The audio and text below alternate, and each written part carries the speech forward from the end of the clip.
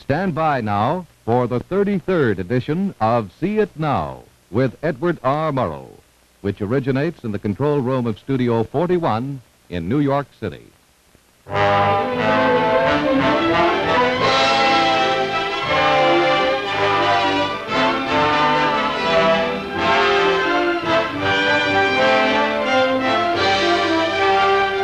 Alcoa, Aluminum Company of America, in cooperation with CBS Television, presents the distinguished reporter and news analyst Edward R. Murrow in See It Now, a document for television, based on the week's news and told through the actual voices and faces that made the news.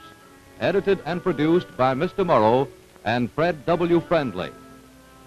A public service of Aluminum Company of America, the nation's leading producer of aluminum.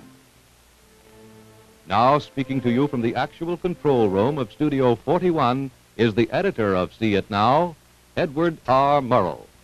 Good evening. For the past few weeks, we have been taking our cameras and microphones on informal visits to candidates. The day before yesterday, we were in Denver to spend a little time with the Eisenhowers. We encountered General Eisenhower in his office at the Brown Palace Hotel signing letters. We asked him just how many times a day he signed his own name. More letters kept coming in for signature. Well, the number varies now, of course, but depending on the activities of the day. Some days are taken up mostly in meetings, some in signing. But once when I was heading a discharge unit in the Army after World War I signed my name 4,800 times in the same day. General Eisenhower seemed to be doing a number of things at almost the same time. We asked, how does this new life affect you? Time to think. I do so many mechanical things during the day that I don't have an original thought anymore, you know. I get sick of myself. But now yesterday, trying to get that talk ready. After all, you give the subject and I can talk on this subject for 2 hours solid to the kids. But to try to get it down to its proper time, try to get a few lines in that are a little, not completely banal, and then allow for interruptions from a friendly audience and so on. I had no time to think. We asked if we might get Mrs. Eisenhower to sit and talk with her. First, he didn't think so. But on second thought, he thought it might be done.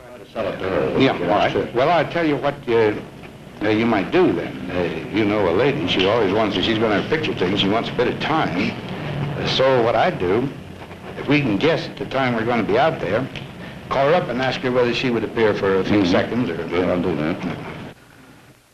There was a new stack of letters to be signed, but the general left his office, took us to 750 Lafayette Street, the home of Mrs. Dowd, his mother-in-law, 15 minutes by car from downtown.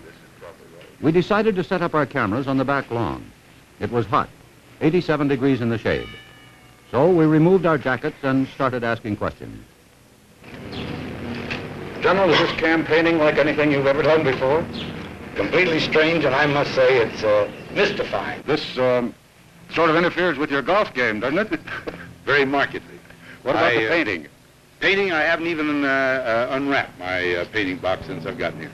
Haven't had time. And bridge? None. None. Very demanding activity, this thing, because there's so many facets to it, so many people to see and so many different things to do, including preparations of talks and meeting of people. It's very demanding. Do you find that writing political speeches is more difficult for you than writing military documents and orders? Yes, because it's not only a strange world, but, you know, I'm merely trying to be honest and show my own approach to these problems. There's so many of them I don't pretend to have an answer, you know. General, you have said repeatedly that you would not engage in personalities. Why not? First of all, I believe nothing is gained by dealing in personalities. Moreover, when you deal in personalities, you create hurt feelings, and they are very difficult ever to heal. In a way, it is an unforgivable thing if it is not necessary in order to show the difference between, let's say, doctrine or principle. Moreover, I personally have been the target of many kinds of personal attacks, and finally, I think they create the feeling in me there wasn't a very big man that made them. Well, that's exactly what I feel about this personality. General, you've sort of made this your headquarters when you've come back from military service occasionally, haven't you? Since 1916, when I was married here. Wait a minute. We got a man here that's been in this place taking care of this yard since the house was built. Tim, come over here a minute. Ed, this is Tim Guiney, an old friend of mine who's been around this house and been with the Dowd family. Tim, how long have you been working here? Over 30 years. In general, are you going to support the General in this undertaking? Certainly. Why? Well, I used to be a Democrat, you know, but we ain't got any Democrat Party anymore since Tom Jefferson left it. We had the New Deal, Fair Deal, Poll Deal, the Clipper Deal. But this time you're quite sure you're going to vote for the General, right? Oh, you betcha. Well, that's a very good campaign speech you've just listened to, General. Thank you very much indeed, Kim. Very glad to have met you. Okay, thank you a lot. It's kind of hot. Yeah, that is. Are you going to Chicago? Yeah, When? about the night of the 4th, probably. Be back again? Oh, yes, I'll be back. You'll stay for the convention? I'll stay there for the convention. I'll be back here.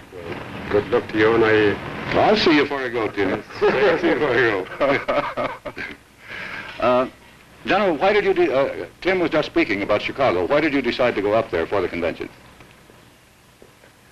Ed, you've known me for a good many years, and particularly in these latter years when I have been one of the senior Army officers, and you got used to a situation in which I was sort of the boss, at least over my own staff and my own surroundings, my own movements.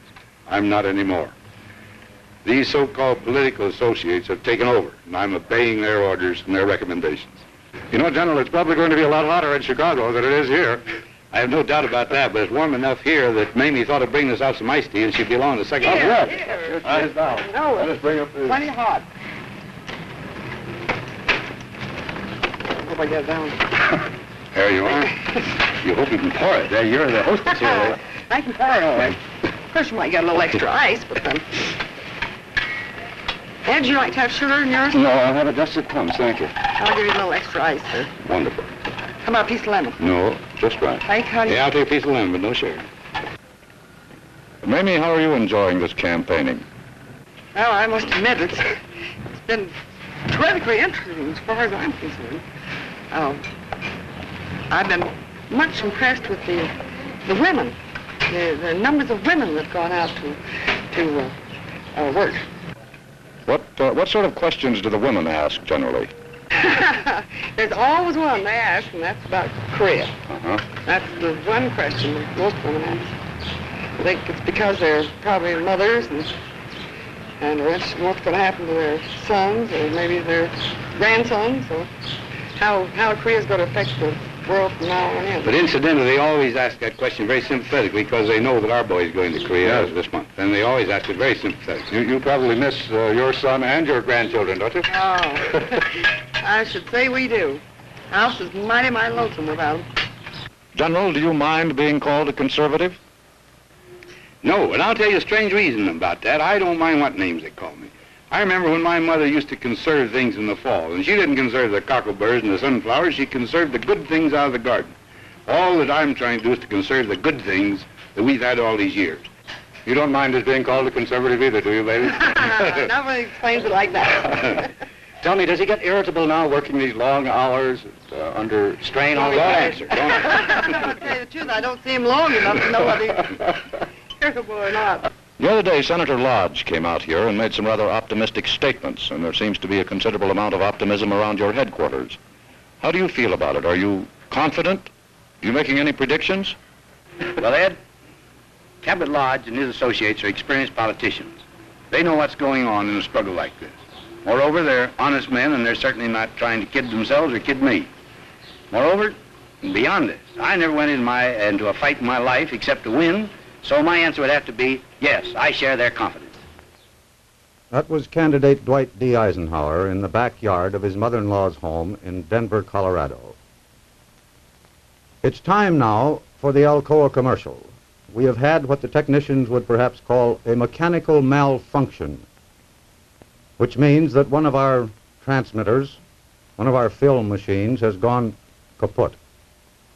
They were going to give you a commercial on that new great liner, the SS United States, to demonstrate the great contribution that has been made by aluminum to the construction of that vessel. As I say, one of our projectors has quit on us, so we will not be able to bring you the middle commercial. We have been doing this program for the Aluminum Company of America for a very considerable time now. Upon occasion, we have lost commercials, not because of mechanical difficulties, but... Telesini says that they are now ready. So we will proceed with the second half of the program. We know that we have atomic bombs. We know that the Russians have atomic bombs. We know that those bombs are capable of destroying cities. The question arises, however, as to whether or no the Russians are capable of delivering those bombs upon American targets. In the course of the next 15 minutes, you will see a simulated bombing attack on the Empire State Building in New York City. The planes used will be B-29s because they are very similar to the Russian planes, the Russian Tu-4. The mission will take off from a base somewhere in Europe. There will be no bombs in the bays. The guns will be cold on the fighters. Only the gun cameras will be used. We will be using two different types of jets as interceptors here. I will try to do the narration on the first half of this action from this control room here in New York. The second half I shall do from a radar observer's position in an all-weather T-94. Our chief European correspondent, Howard K. Smith, will be talking from the flight deck of a B-29 that is coming across the ocean from somewhere in Europe. That flight will take about 20 hours. The mission in Europe begins, as they all do, with a briefing. The purpose of this mission today, gentlemen, is to test the capability of the Eastern Defense Forces by making a simulated attack on New York City by using B-29s. This will be a low-level penetration attack to test and or evade the radar surveillance net. Your altitude en route will be 12,000 feet until approximately 70 miles from Bangor, arriving at Bangor at 1300 Zebra. At 1300 Zebra, you will rendezvous with two other B-29s. The B-29 was selected for the mission because it is almost identical to the Russian Tu-4, which was modeled after a B-29 captured in the late war. It is now X hours as our B-29 moves down the runway on this field in England. Loaded to the turrets, it's a long, slow, hard takeoff. We're airborne at X hours and 45 seconds.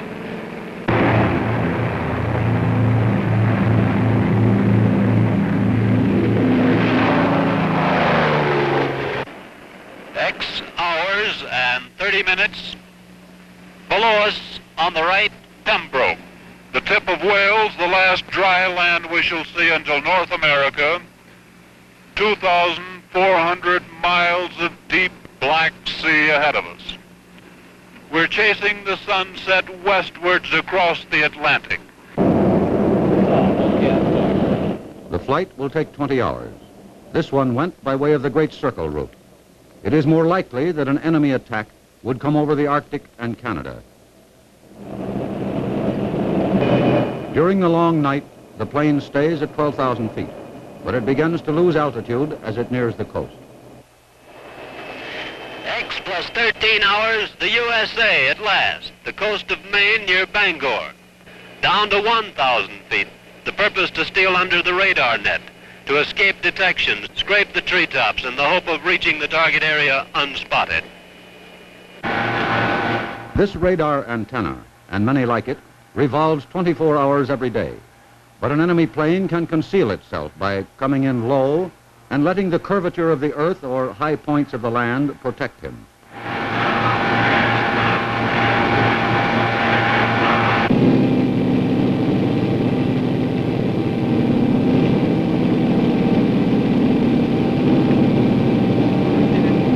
At X plus 18 hours, over the agreed rendezvous point, two other B-29s who will accompany us on the rest of this mission. We're now down to about 500 feet to make doubly sure about that radar net.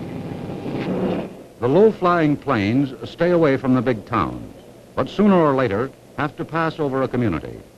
This is East Millinocket, and these ladies are volunteer ground observers. They get no pay.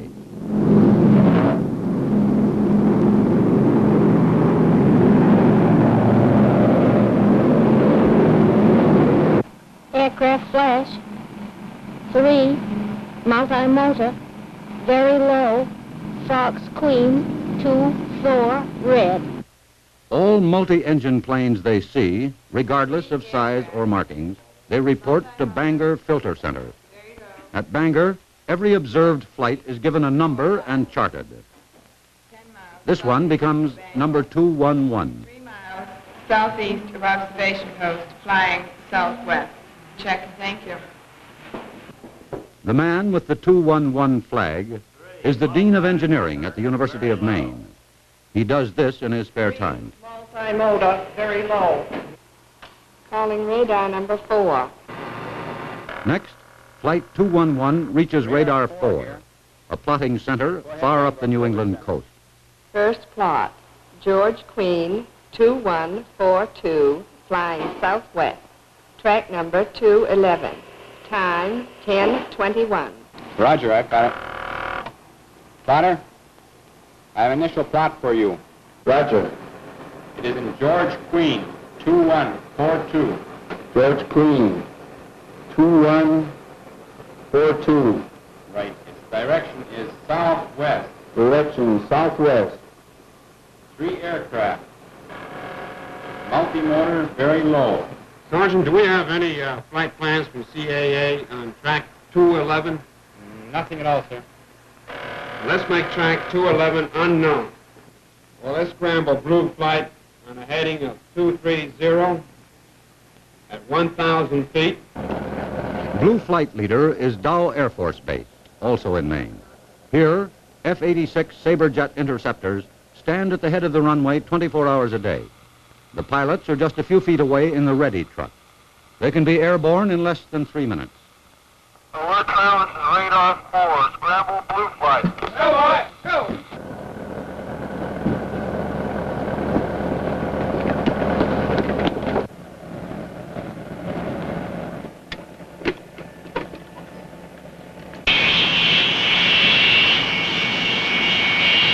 Reporter Ed Scott flew alongside one of the 4 scrambled planes.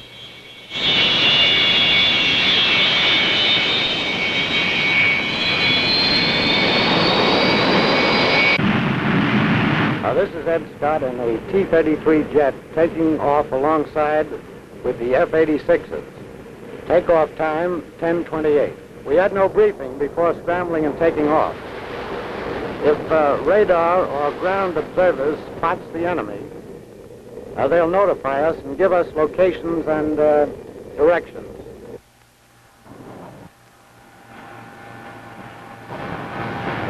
Blue flight leader, this is radar 4. Our unknown is not on my scope. He is flying low and was last reported by Ground Observer Corps 30 miles southwest of Bangor. Over. Been over Maine 10 minutes now, no sign of U.S. planes.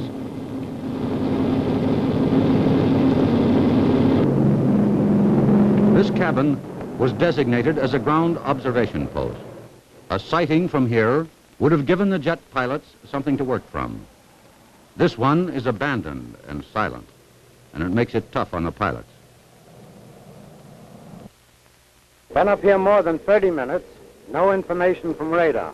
No luck either in finding anything up here in Maine. Still no sign of any interceptors. If they know we're coming in, they can't find us. 1 hour and still no interceptions. My pilot has just told me we are now returning to base.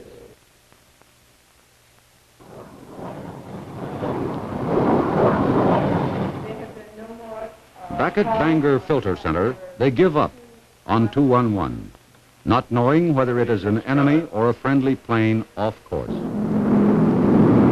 This observation post on this fire tower might have helped, but it was unmanned. At X plus 18.5 hours, we're over the Merrimack River, just a little ways from Groton, and on the left is Boston. This church is southwest of Boston. After more than 70 minutes over U.S. soil, a second spotting is made by an observer. Her call travels down the coast to the New Haven Filter Center, where Flight 211 becomes alive again. 3 multi-engined planes, unidentified. Very low. No delay. The filter center calls Radar 12, which plots all planes in the southern New England area. Multi-motor. Radar 12 calls for jet interceptors, scrambles a flight of all-weather F-94s at Otis Air Force Base on Cape Cod. Operation Scramble Red Flight.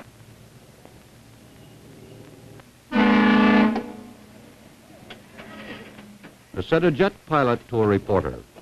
Getting a little old for this sort of thing, aren't you? Jet pilots fly faster and run faster than the rest of us.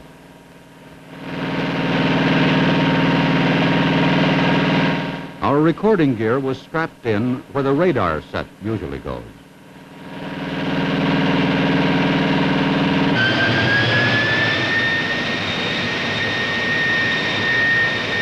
A jet leans you back against the seat when they pour on the power for takeoff. There isn't any great sense of speed. Seems that someone is just pulling the ground back from under you.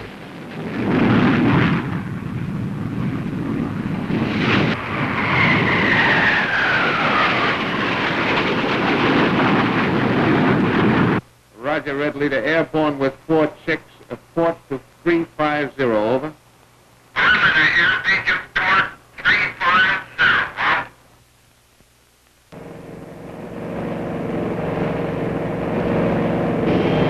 At X plus 19 and a half hours, Bridgeport, Connecticut, just below and ahead of us. Roger, wind steady on 350, bogey at 2 o'clock, 30 miles, over.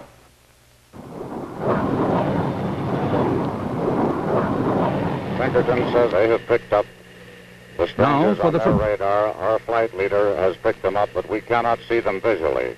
Only broken clouds below. Red Leader, airspeed 350, Angel 7.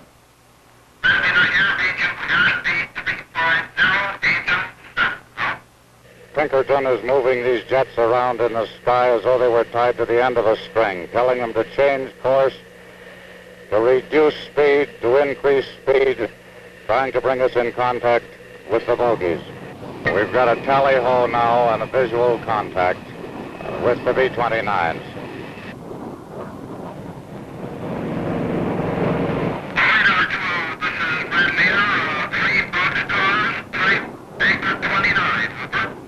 Roger, thank you.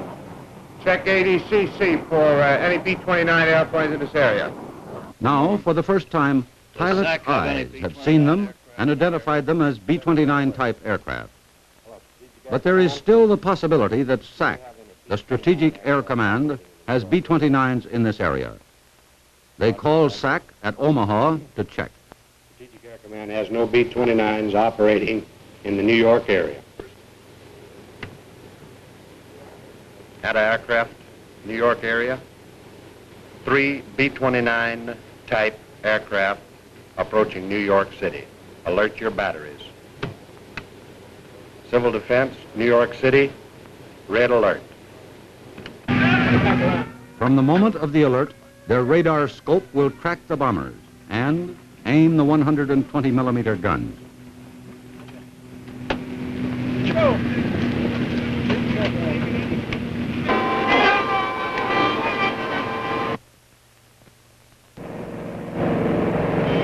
With the target perhaps 20 minutes away, we were climbing, still climbing, to attain bombing altitude. The interceptors are coming in at us now. By all calculations, that would have got one of our planes, or we would have gotten him. Now we're up on the left wing. For the moment, I've lost the B-29s in the clouds, but the pilot obviously can see them.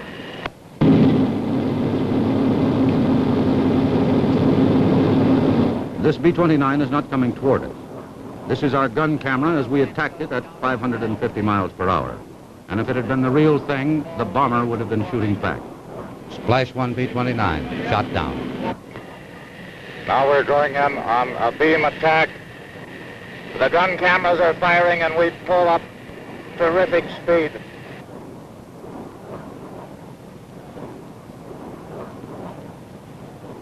Another pass, beam attack on the port side of this formation of B-29s. When he pulls out, there's a tendency for things to blur a little. Now we're over Long Island Sound. We're setting the craft now for the bombing target, which is only minutes away. Bombardiers at the bomb site. The plane will be set on its course now and won't vary no matter what happens, spiders or not. We go right up to Manhattan Island and to the bombing target. The anti-aircraft men reported they had the bombers in their sights more than long enough to get them, but there was no way of proving it. And even at this point, the bombers would have hit something. Continue tracking!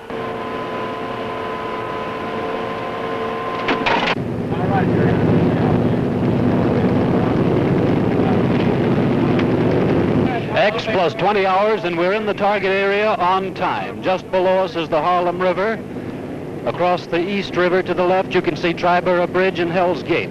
Laid out before us like a carpet is Manhattan Island, and off in the hazy distance is the target itself, the Empire State Building.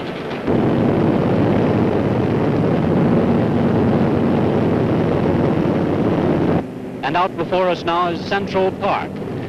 Our bombardier says that he has decided to drop the bomb about 1 mile from the target to allow for wind and the angle.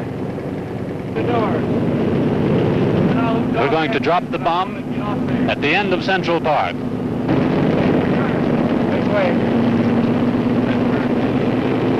Our number 2 camera is out in the bomb bay. That thin white line you're looking at is where the bomb bay doors don't quite mesh. Well, we're about 10 seconds from the bomb release. Bomb bay doors coming open. 7, 6, 5, 4, 3, 2, 1. Now, bombs away.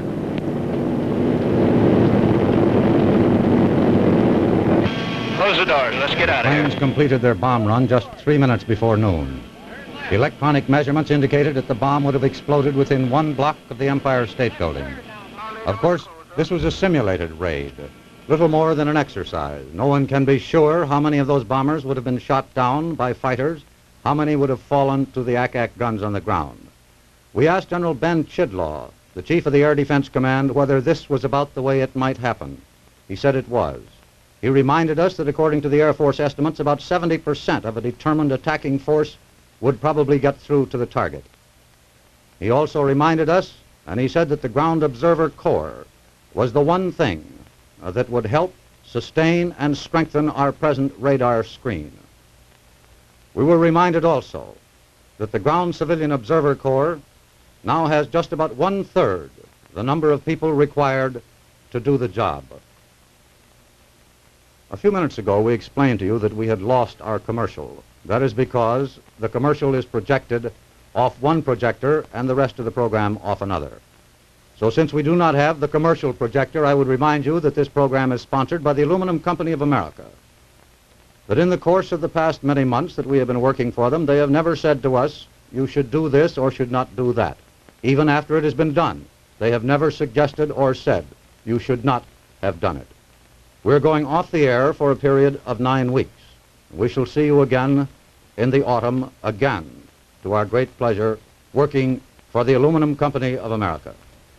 Good night and good luck.